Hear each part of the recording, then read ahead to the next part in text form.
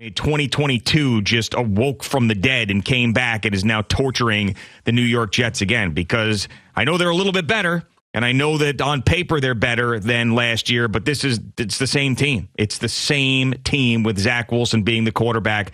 You cannot hide in the NFL in 2023 with incompetent quarterback play. This is not 2000 Ravens. This is not Brad Johnson and the Buccaneers in 2002. This is not any of that.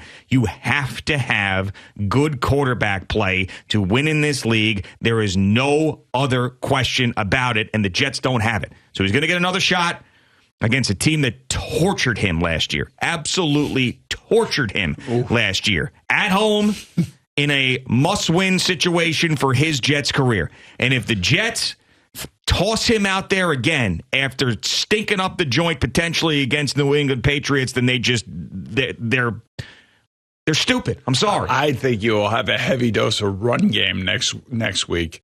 Usually that's what we're supposed to have this week. Well, usually when guys start complaining, like, Breece Hall was complaining and everybody's complaining about they didn't even try to run the ball and they couldn't block Micah Parsons, you're going to get a heavy dose of a run game next week. Squeaky wheel spot. Yes, definitely squeaky wheel spot. I told Mike Valenti on our kickoff show, I said, you like to name these games.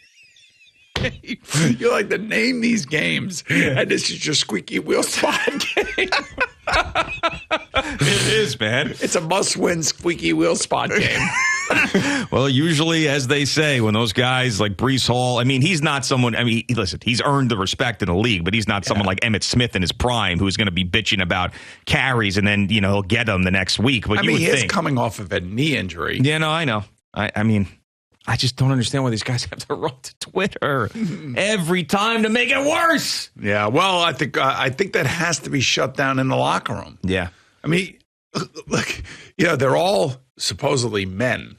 They like to call themselves grown men. We're grown men. Yeah, yeah. But we, and I was one of those grown men at one time, are idiots.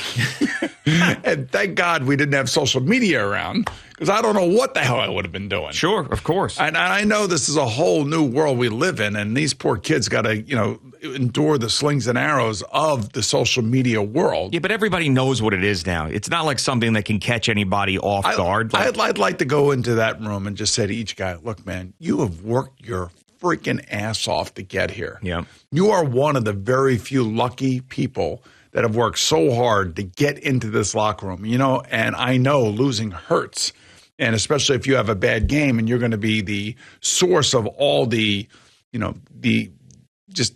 craziness that's going to come your way and the slings and arrows that you're going to have to deal with. But man, always know in the back of your mind that you've outdone all of these critics. You're the one who's made it. You're the one who has sacrificed pretty much your entire life to get where you are. Don't let anybody that has never done it before drag you down. Don't worry about it. Yeah, and this really falls at the feet of Rob Saleh, who hasn't gotten that message through. He said during one of those press conferences, famously quoting that song, if you ain't got no haters, you ain't popping.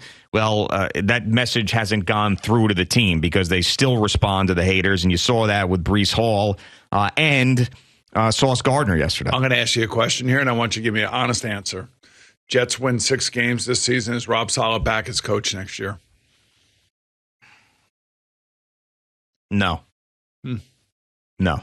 It's and I think Nathaniel Hackett gets promoted.